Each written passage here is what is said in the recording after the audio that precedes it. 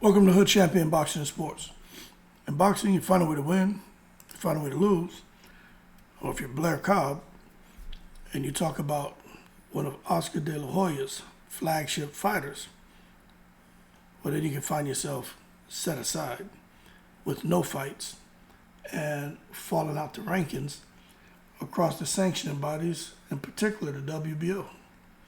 Now, Blair Cobb is just, I think he's a sad story, man, because this man debuted in 2013.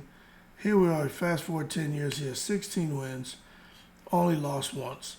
And he can fight and he's entertaining. Okay? But this is the issue. If we're going to sit here and really have a conversation about Blair Cobb. We know he lost to Alexis Rocha. Okay?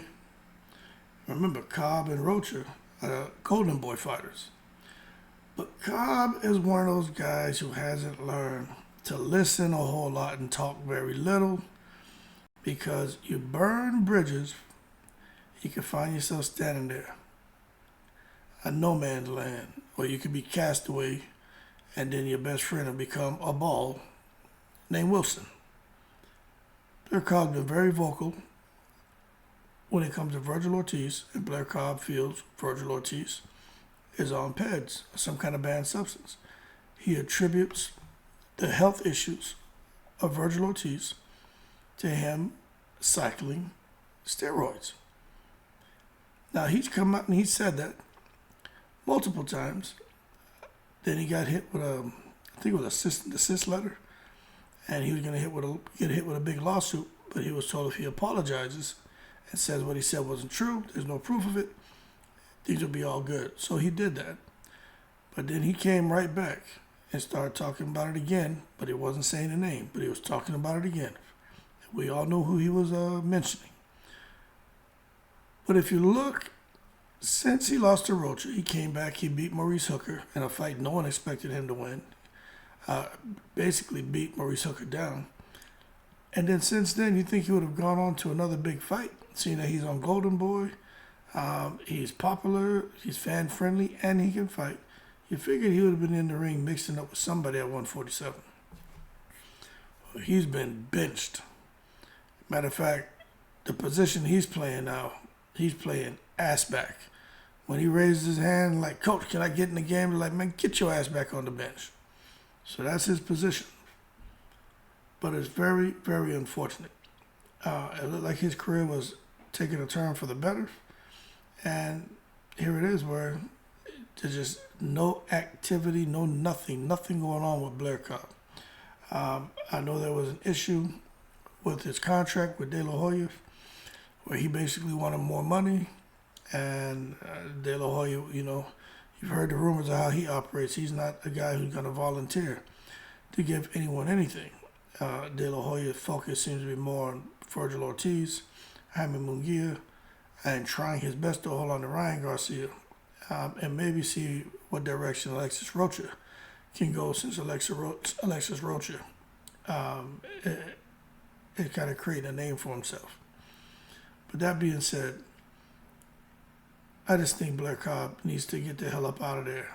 But who knows what's going on behind the scenes? Who knows what bridges he's burned? And to be quite honest with you, maybe if I was in Oscar De La Hoya's position, depending on whatever issues he does have with Blair Cobb, maybe I'd set him aside too. But I tell you what, for a guy who's 33, he can't afford to have this kind of inactivity, in my opinion.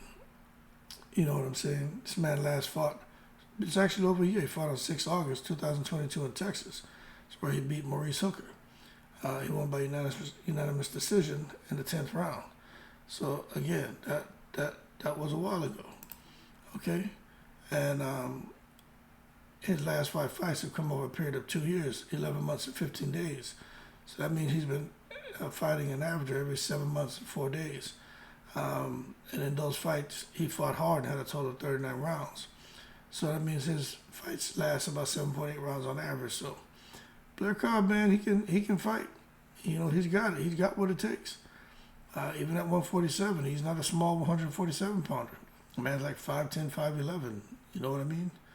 and he can fight southpaw, orthodox, but there's nothing scheduled for him.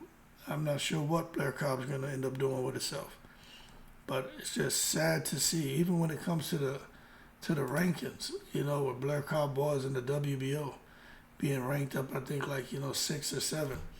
Now they dropped him out. I think that's crazy. And he's not even ranked across the other sanctioning bodies, which is, to me, is just absolutely horrible.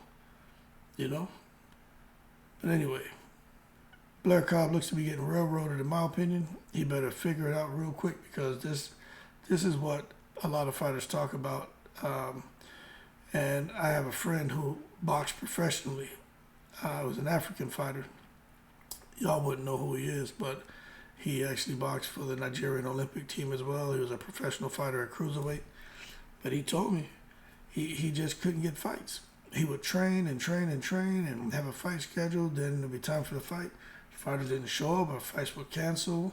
He would still get his money, but he got tired of getting ready for fights for like a 3-year stretch, he said, and he just would be training and never getting the fight. So with Blair Cobb, I can only imagine, when it comes to this fight making thing and the politics of boxing, that right now he's probably on the negative end of things, and it's unfortunate, because I'll tell you right now, I like Blair Cobb. I'm always joking that Blair Cobb is the best fighter, pound for pound, and that's a joke I'm making, but I just like him as a fighter. But anyway, hopefully he can climb out of that trough that he's in. But in order to do it, he's gonna need De La Hoya's help. And right now, it doesn't look like De La Hoya or anyone over there on Golden Boy. They're trying to help out Blair Cobb. So more to come on him and his issue with his contract and trying to get a fight. Y'all keep cool. I'm in the breeze.